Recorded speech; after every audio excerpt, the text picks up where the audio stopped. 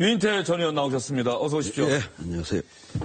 호남에서 문재인 후보가 압승을 거뒀습니다. 오늘 충청권 경선 안희정 후보 입장에서는 반드시 압승을 거둬야 역전의 희망을 걸어볼 만한데 어떻게 전망하십니까? 그 문재인 캠프 쪽에서는 오늘 45대 40대 15, 자기들이 45를 5대 안희정 40, 이재명 15 이렇게 전망을 하대요 하는데 안희정 캠프에서는 문하고 안하고 아마 동률쯤 될 거다. 그러니까 문을 뭐 이렇게 많이 이기긴 어렵다는 게 충남에서는 많이 앞서는데 대전하고 충북은 또 이 조직이 안희정 조직이 약해요. 대전 충북에서. 그러니까 안희정 지사가 좀 뜬 게 시간이 얼마 안 되잖아요. 그러니까 이미 작년부터 많은 위원장들이 저쪽으로 많이 갔죠. 시간이 사실 너무 짧아서 참 뒤집기 하기에는. 지금 그 말씀은 줄을 세운 겁니까? 아니면 알아서들 가서 줄을 알아간 사람도 있고, 예. 또 줄을 세운 것도 있고, 뭐 이렇게 섞였죠. 예. 예. 유 의원님 말씀하시는 걸 들어보니까 그렇다고 한다면 민주당 경선에서 막판까지 우리 많은 유권자들이 손에 땀을 쥐고 뭐 지켜봐야 하는 그런 상황은 아니겠네요. 좀 시간이 너무 짧았던 것 같아요. 이미 싱겁게 그냥 끝나버렸다. 시간이 너무 짧아서 그리고 안희정 지사가 한때 20%를 넘어서 뭐 박영선 의원도 그 얘기를 했지만 25%를 찍으면은 이제 좀 달라진다고 그러는데 뭐 하여튼 우여곡절 선의의 발언도 있었고 거기서 더 치고 나가지를 못했거든요. 예. 못함으로 이번 경선에서는 좀 그 역전의 드라마를 좀 연출하기에는 여러 가지 여건이 좀 안 되는 것 같습니다. 예. 4월 3일이 최종적으로 경선 결과가 발표되는 날이니까 이제 얼마 남지 않았습니다. 오늘이 29일이니까 이틀, 5일 뒤고 다음 주 이 시간이면 이미 후보가 사실상 결정된 상태에서 유 의원님 나오실 것 같고요. 조금 전에 정치권 소식 전하다가 패널들도 깜짝 놀랐던 게 가상 대결이긴 하지만 문재인 대 안철수 두 사람이 경쟁을 했을 때 48대 42, 6%포인트 분이 차이가 안 나는 이런 여론조사가 나왔어요. 그거 어떻게 보십니까? 근데 그렇게 둘만 나오는 선거전이 있기가 어렵잖아요. 그 조건이 만들어지기가. 그래도 문재인이 이기는 게 다행이네. 그렇게 해서 양자대결을 시켜가지고 6%라도 이기는 게 다행이네. 지금 말씀이 그런 구도가 만들어지기 어렵다, 현실적으로. 그런데 어쨌든 간에 유승민 의원도 그렇고 홍준표 지사도 그렇고 보수 진영에서는 후보 단일화가 필요하다. 그것도 뭐 어떻게 표현하면 좌파집권 막아야 된다. 내지는 문재인에 반대하는 세력을 하나로 묶어야 한다.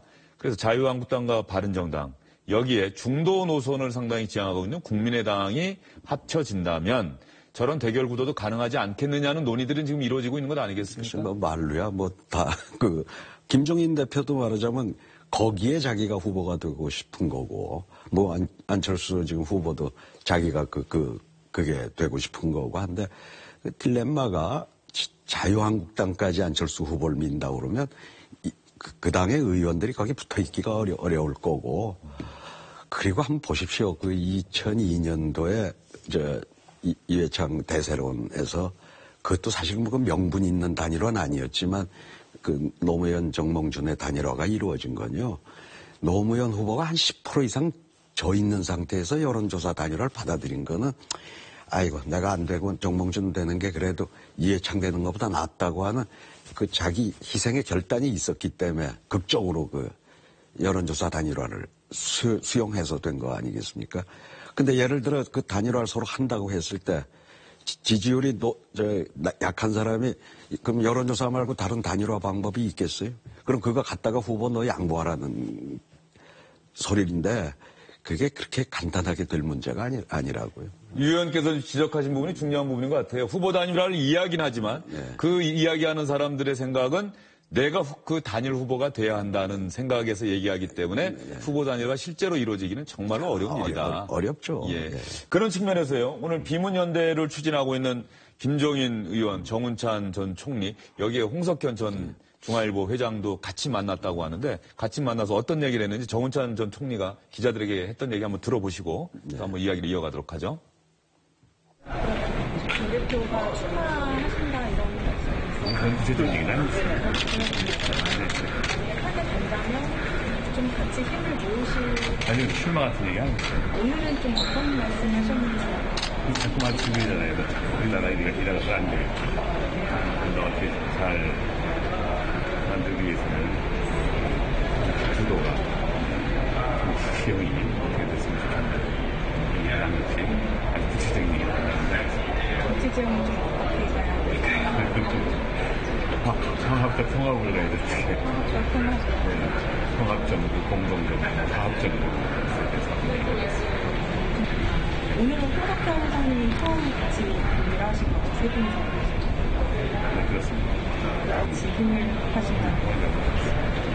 그러면 이제 앞으로 세 분이서 같이 더 만나기로 했어요. 더 만나기로 네, 하셨어요? 네. 독자적인 출마 고려하시고 있는 걸로 아는데 오늘 그런 말씀이 나오신 거예요? 그런 얘기 전혀 한 적이 없어요. 호 기자님께서도 도움을 주시겠다 이런 말씀 안 하셨나요? 일체 그런 문제에 대해서 얘기를 한 게 없어요. 그래서 분위기는 좋으셨어요? 분위기가 무슨 좋고 나쁘면 정운찬 전 총리가 이야기하는 걸로 봐서 뭐 공동정부, 화합정부 어쨌든 간에 뭔가 도모는 하고 싶어 하는 것 같고 여기에 홍석현 전 중앙일보 회장이 같이 만났다라고 하는 부분이 아마 또 기자들이 기사를 쓰는 포인트가 될 것 같은데 어떻게 보십니까? 뭐 김정인 대표나 정운찬 총리하고 또 홍석현 회장이 평소에 워낙 잘 아는 사이라 또 홍석현 회장도 뭔가 이제 그 언론 사주를 그만두고 하여튼 이 나라가 좀 바르게 가는데 뭐 자기 어떤 역할을 좀 찾고 싶어 하는 거니까 한번 보자고 그래서 봤으면은 당연히 뭐 이런저런 나라 걱정 다음 정부는 어떻게 돼야 된다 일반론적인 얘기 나눴을 겁니다. 일반론적인 얘기요? 예. 상당히 현실화할 가능성을 유인태 의원께서는 낮게 보시는 것 같고요. 그런 측면에서 본다고 한다면 어쨌든 비문연대 한 축, 바른정당과 자유한국당의 보수진영 후보 단일화, 유승민 의원이 바른정당의 대통령 후보가 됐습니다. 유승민 의원은 어떻게 평소에 생각을 하셨어요?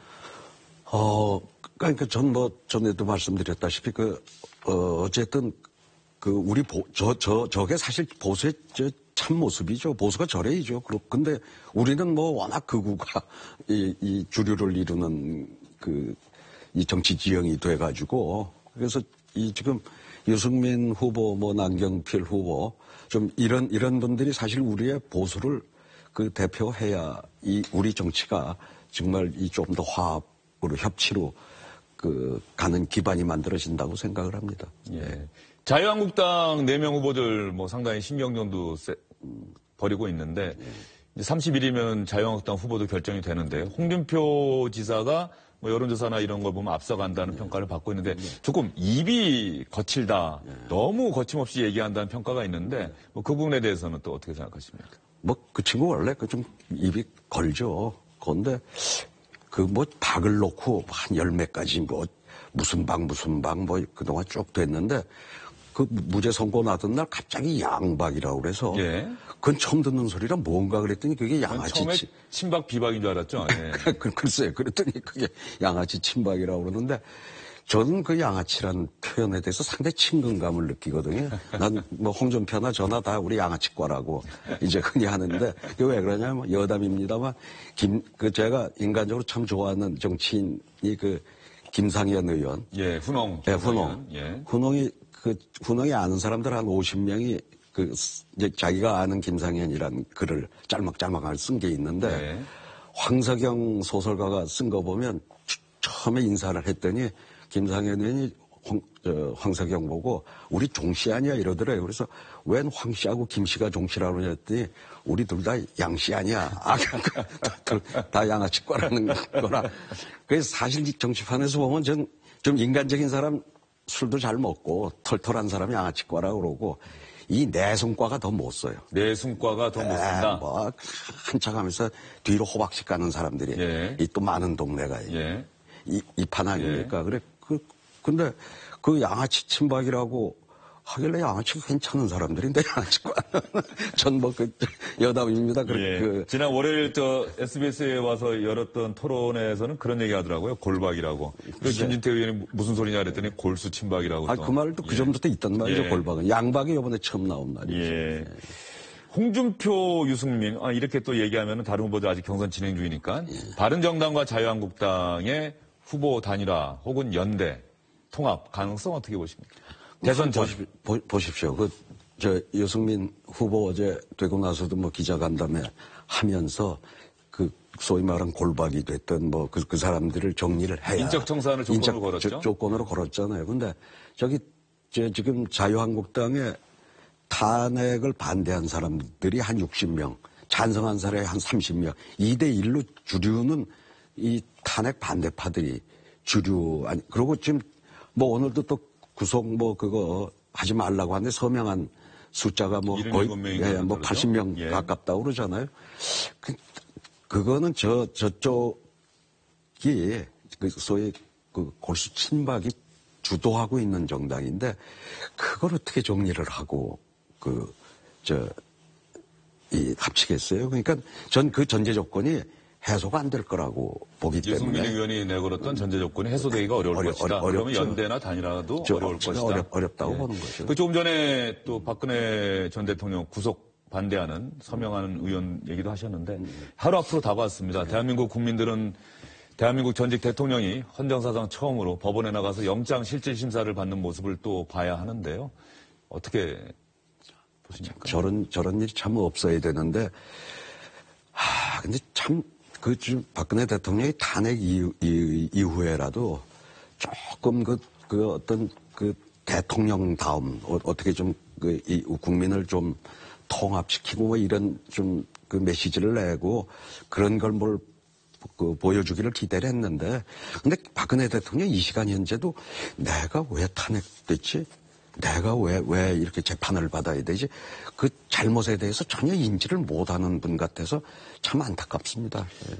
일부 보도 보면은 검찰 조사를 받으면서 내가 그런 더러운 뇌물을 받으려고 대통령을 했는 줄 아느냐 하며 상당히 감정적인 반응을 보였다, 눈물을 보였다 이런 기사도 나왔던데요. 그 기사 보셨습니까? 예, 봤죠. 근데 그건 직접 누가 본 게 아니라 변호사가 전한 말이니까 얼마나 팩트인지는 또 검찰에서 나온 얘기도 아니고 얼마나 팩트인지는 모르겠는데 그 전한 분은 다시 또 자기 지지층들에게 어떤 동정심을 좀 유발하려고 하는 그런 여론전 성격으로 저런 일화를 전달한 게 아닌가 그렇게 보여지네요.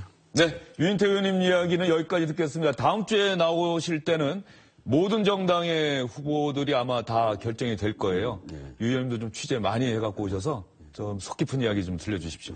예, 오늘 말씀 잘 들었습니다. 감사합니다.